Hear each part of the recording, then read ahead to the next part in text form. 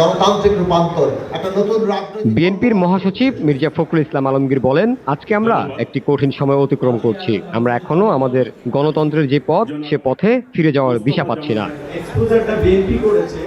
বাংলাদেশ জাতীয়তাবাদী দল বিএনপির আয়োজনে বিভিন্ন রাজনৈতিক দলের নেতৃত্ববৃন্দের সম্মানে ইফতার মাহফিলে তিনি এসব কথা বলেন।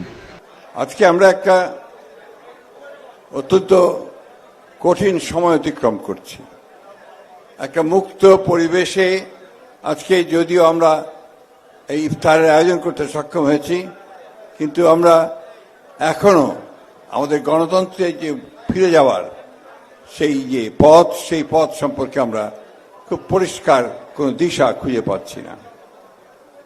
আজকে বাংলাদেশে মানুষের যে আকাঙ্ক্ষা, 15 বছরের সংগ্রাম গণতন্ত্রের জন্যে এবং জুলাই আগস্টের অভ্যুত্থানের, ছাত্র জনতার অভ্যুত্থানের মধ্যে দিয়ে যে আকাঙ্ক্ষা তৈরি হয়েছে, সেই আকাঙ্ক্ষাটি হচ্ছে একটা সত্যিকারী একটি গণতান্ত্রিক বাংলাদেশের আকাঙ্ক্ষা।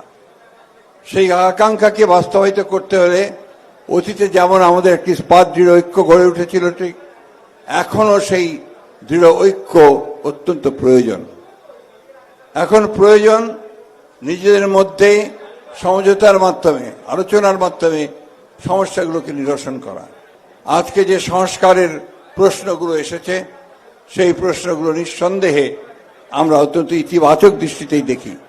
কারণ আমাদের দলই 2022 সালে আমরা এই রাষ্ট্র সংস্কারের যে রূপকারের যে আমরা 31 দফা দিয়েছিলাম, আমাদের সমস্ত সঙ্গী যারা ছিলেন রাজনৈতিক দলগুলোর, যাদের সঙ্গে আমরা লড়াই করেছি, তাদেরকে সঙ্গে নিয়ে আমরা 31 দফা প্রণয়ন করেছিলাম, জনগণের সামনে উপস্থাপন করেছিলাম।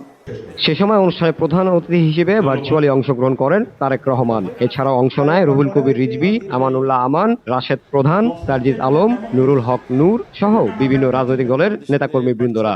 দেশের বাইরে থেকে যুক্ত রয়েছেন। জামিল হোসেন জিতু, বিউডি বাংলা, ঢাকা।